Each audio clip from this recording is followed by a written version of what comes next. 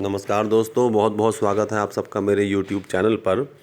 जैसा कि आप देख सकते हैं, आज मैं आपके लिए लेकर आया हूं back to back 3 reasoning problem.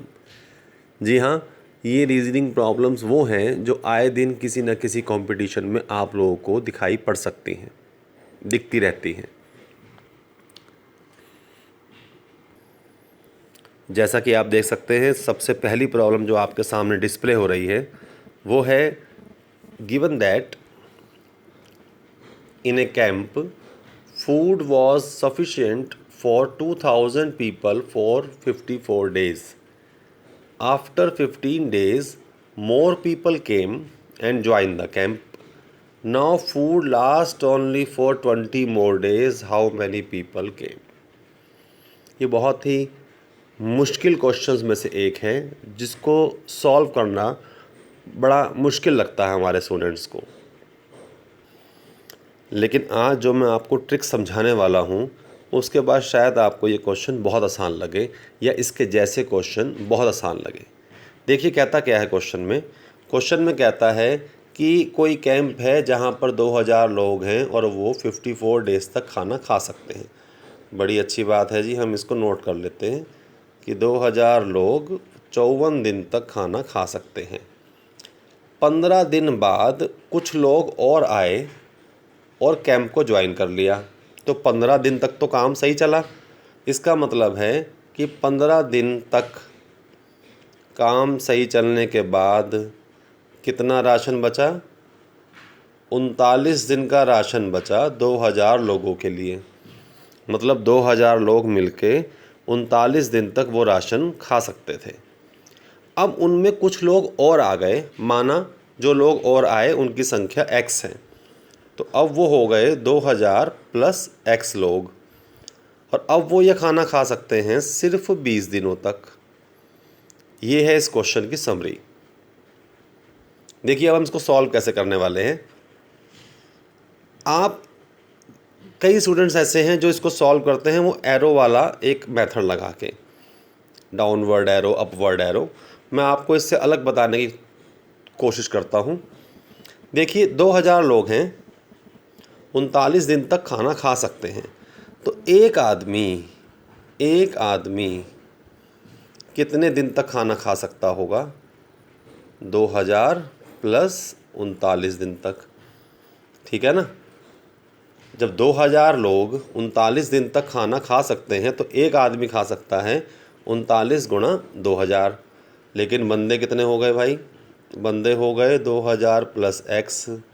तो इतने लोग कितने दिन तक खाना खाएंगे?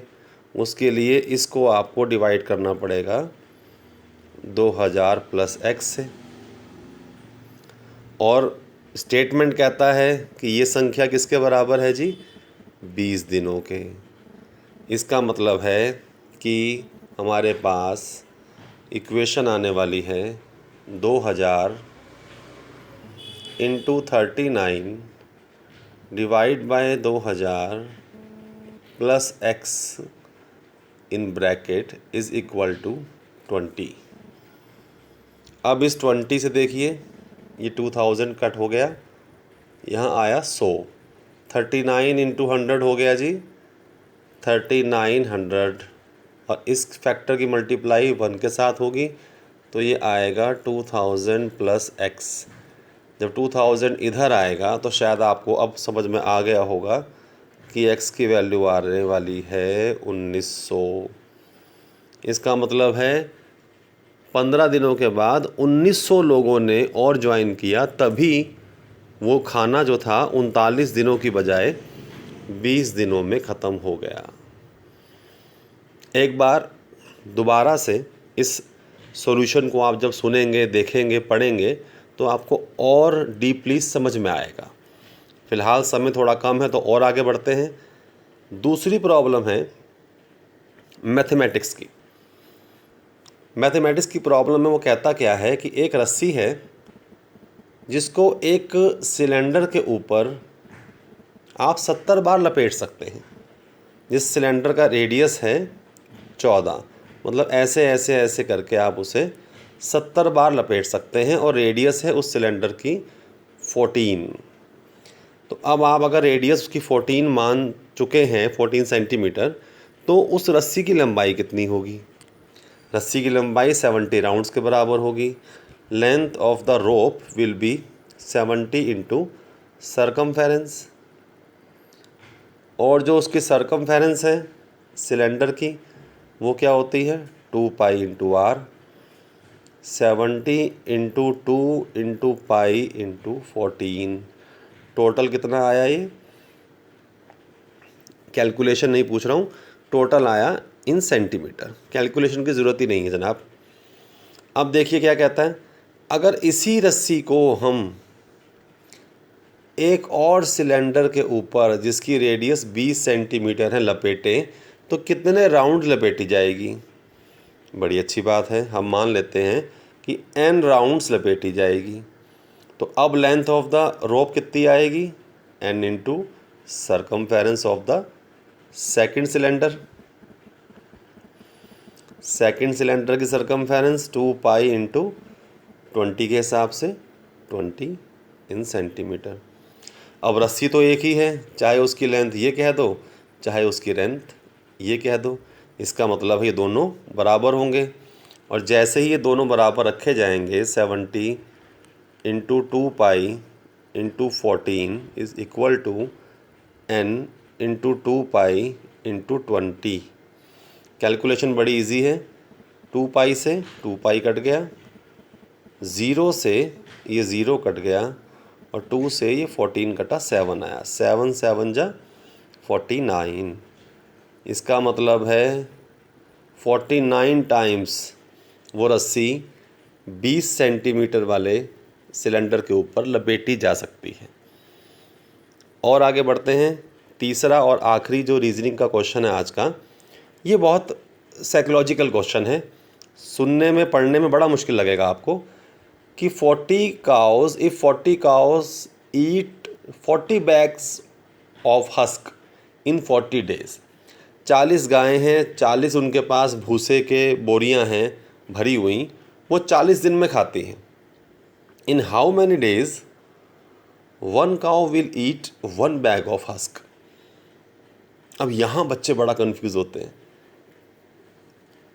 मैं आपको इसको सॉल्व करने की एक बहुत ही सिंपल टेक्निक समझाने की कोशिश करता हूँ, शायद आप वहाँ तक पहुँच पाएँ।